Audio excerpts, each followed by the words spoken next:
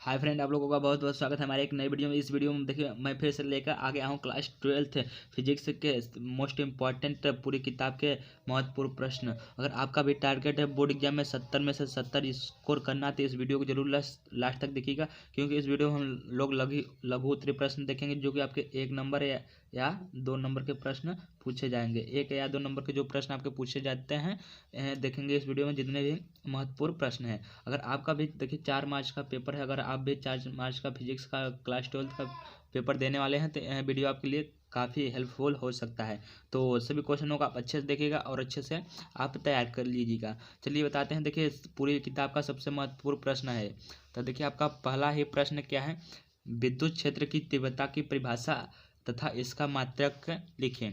देखिए कब कब आया है वो भी लिख दिया हूँ। 2005, 8, 16, 17 में आया है और 2024 में भी आएगा है आपका विद्युत क्षेत्र की तीव्रता की परिभाषा। यहाँ आपका बोर्ड एग्जाम 2024 के लिए इंपॉर्टेंट प्रश्न है। यहाँ आपका प्रश्न जरूर बनेगा 2024 बोर्ड परीक्षा में। तो इसका उत्तर देखते हैं। आपको बोर्ड परीक्षा में किस प्रकार आपको उत्तर लिखना है कि आपका अगर मान लीजिए 2 नंबर का है तो 2 नंबर पूरा मिले, एक भी नंबर आपका कटे ना। देखिए आपका विद्युत क्षेत्र की तीव्रता का परिभाषा लिखेंगे तो आपको 1 नंबर दिया जाएगा, और आपका इसका मात्रक लिखेंगे तो 1 + 1 = 2 नंबर आपका यहाँ से मिल जाएगा। तो देखिए परिभाषा आपको किस प्रकार लिखना है। विद्युत क्षेत्र में किसी बिंदु पर रखे परीक्षण आवेश पर लगने वाले देखिए यहाँ पर लगने वाले बल तथा परीक्षण आवेश Q के मान को निष्पत्ति को उस बिंदु पर विद्युत क्षेत्र की तीव्रता कहते हैं। देखिए आपका 4 लाइन का था, आपका छोटा है आपका एग्जाम आपका परिभाषा आप आसानी से याद कर सकते हैं। देखिए आपका इसका परिभाषा हो गया विद्युत क्षेत्र की तीव्रता का। और इसका देखिए देखते हैं आपका मात्रक भी पूछा क्या, मात्रक भी पूछा। तो मात्रक देखिए इसका क्या होता है, और इसका सबसे पहले सूत्र देख लीजिए। सूत्र आपका देखिए क्या होता है, E बराबर F/y क्यों। यहाँ आपका विद्युत क्षेत्र की तीव्रता का सूत्र होता है। F देखिए आपका जो है बल है, बल का मात्रक क्या होता है, न्यूटन क्या होता है, न्यूटन होता है। और आपका कूलाम देखिए आवेश है, इसका मात्रक क्या होता है, कूलाम होता है। क्या होता है, कूलाम। तो यहाँ से देखिए जो विद्युत क्षेत्र की तीव्रता का मात्रक निकल के आएगा न्यूटन प्रति कूलाम। क्या आएगा, न्यूटन प्रति कूलाम आपका यहाँ से विद्युत क्षेत्र का तीव्रता का मात्रक निकल के आएगा। ये आपका देखिए लिख देना है आपको, न्यूटन प्रति कूलाम आपका इसका मात्रक हो जाएगा।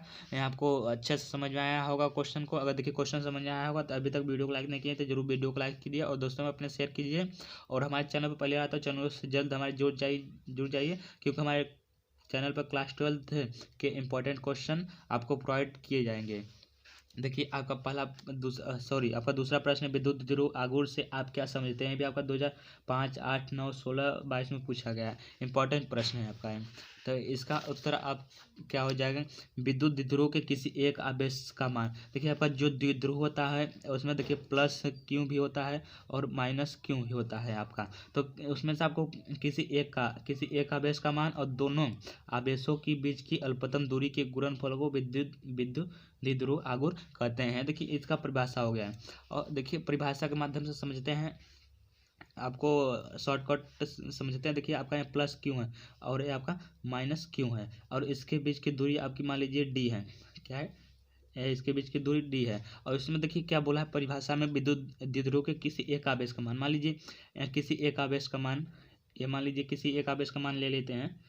मान लीजिए एक आवेश का मान +Q ले लिए, और उनके देखिए क्या बोला है, दोनों आवेशों के बीच की अल्पतम दूरी D है। के गुणनफल, इसका जो गुणनफल होता है आपका क्या कहलाता है, विद्युत द्विध्रुव आघूर्ण कहलाता है। इसे कैसे प्रदर्शित करते हैं, P से प्रदर्शित करते हैं। आपका देखिए आपका सूत्र भी निकल के यहाँ से आ गया। तो P बराबर आपका हो जाएगा QD। क्या हो जाएगा, QD। P आपका देखिए क्या है, आप तो जानते हैं द्विध्रुव आघूर्ण है आपका, Q आवेश है और आपका D आपका अल्पतम दूरी है। और इसका बात करें तो इसका मात्रक देखिए क्या हो जाएगा,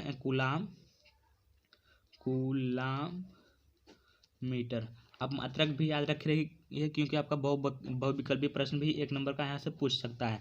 पूछेगा कि विद्युत द्विध्रुव आघूर्ण से आपका समझते हैं तो आपका परिभाषा हो गया, और आपका इसका मात्रक पूछ लेगा। अगर बहुविकल्पी प्रश्न में तो आपको कूलाम मीटर लगा देना है। और अगर बात करें तो देखिए आपका इसका बीमा क्या होता है, आप लोग कमेंट बॉक्स में कमेंट जरूर कीजिएगा। चलिए अगला प्रश्न हम लोग देखते हैं। आपका अगला प्रश्न क्या है आपका, देखिए आपका तीसरा प्रश्न है, विद्युत फ्लक्स से आप क्या समझते हैं, इसका मात्रक भी लिखिए।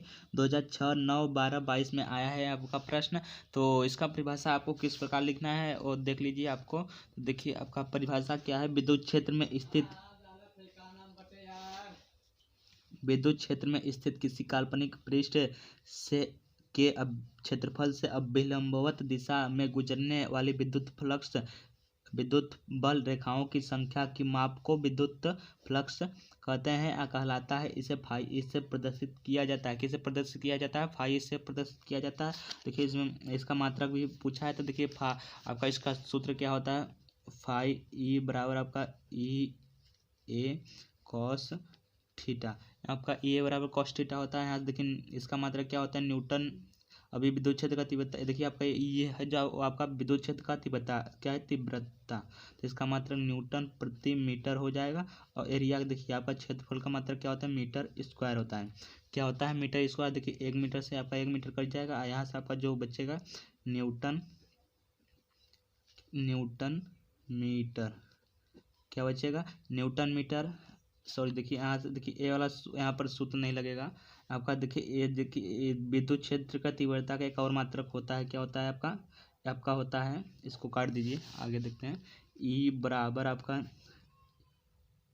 ई बराबर आपका ई ए कॉस थीटा। आपका जो विद्युत क्षेत्र का तीव्रता का मात्रक होता है वोल्ट प्रति मीटर होता है। क्या होता है, वोल्ट प्रति मीटर इंटू आपका एरिया का मतलब मीटर स्क्वायर। तो एक देखिए 1 मीटर से आपका 1 मीटर कट जाएगा, आपका बचेगा यहाँ पर वोल्ट इंटू मीटर। ये देखिए विद्युत फ्लक्स का मात्रक है, क्या है, विद्युत फ्लक्स का मात्रक है आपका, मात्रक आपको लिख देना है। तो आपका देखिए इस प्रकार आपका आंसर हो जाएगा। अगला प्रश्न आप लोग देखिए, धारा मापी को वोल्ट मीटर में कैसे बदलते हैं। देखिए आपका 1 नंबर का प्रश्न है, आपका कितने नंबर का है, 1 नंबर का प्रश्न है आपका। देखिए 2023 आपका पिछले वर्ष पूछा गया प्रश्न है। तो देखिए आपको धारा मापी को वोल्ट मीटर में कैसे परिवर्तित किया जाता है, कैसे बदला जाता है। तो धारा मापी की कुंडली के श्रेणी क्रम में उच्च मान के प्रतिरोध का शंट लगाना पड़ता है, तो आपको जो आपका धारा मापी होता है वो वोल्ट मीटर में कन्वर्ट हो जाता है। अगला प्रश्न है आपका, धारा मापी की धारा सुग्राह्यता तथा वोल्टेज सुग्राह्यता से आप क्या समझते हैं। ये भी देखिए आपका 2014 यहाँ पर देखिए 18 होना चाहिए, 2018 और 22 में प्रश्न पूछा गया। इसमें देखिए धारा मापी की धारा सुग्राह्यता, वोल्टेज की सुग्राह्यता, धारा की सुग्राह्यता, वोल्टेज सुग्राह्यता आपको पूछा है। तो 1-1 नंबर का ये टॉपिक है। आपको सबसे पहले आपको डालना है धारा मापी की धारा सुग्राह्यता। इसमें आपको लिखना है एक कुंडली में प्रवाहित प्रति एकांक धारा के लिए उत्पन्न विक्षेप के बराबर होता है। क्या होता है, एक कुंडली में प्रवाहित प्रति एकांक धारा के उत्पन्न विक्षेप के बराबर होता है आपका धारा सुग्राह्यता। आपका जो वोल्ट मीटर होता है आपका वोल्टेज सुग्राह्यता, एक कुंडली के सिरों पर लगाए गए प्रति एकांक वोल्टेज के लिए उत्पन्न विक्षेप के बराबर होता है। किसके बराबर होता है, उत्पन्न विक्षेप के बराबर होता है। देखिए आपके बोर्ड एग्जाम के लिए मोस्ट इंपॉर्टेंट आपके अति लघु उत्तरीय प्रश्न थे, जो कि आपके 2024 बोर्ड परीक्षा में पूछे जाने की संभावना है। अगर आप तक अभी इसे नहीं कॉपी में नोट किए हैं तो आप जल्द ही नोट करके आप लोग याद करके बोर्ड एग्जाम में देने जाइएगा। अगर अच्छा लगा होगा यह सब क्वेश्चन तो वीडियो को जरूर लाइक कीजिएगा। अगर चैनल को नहीं सब्सक्राइब किए हैं तो जल्द ही सब्सक्राइब कर लीजिए।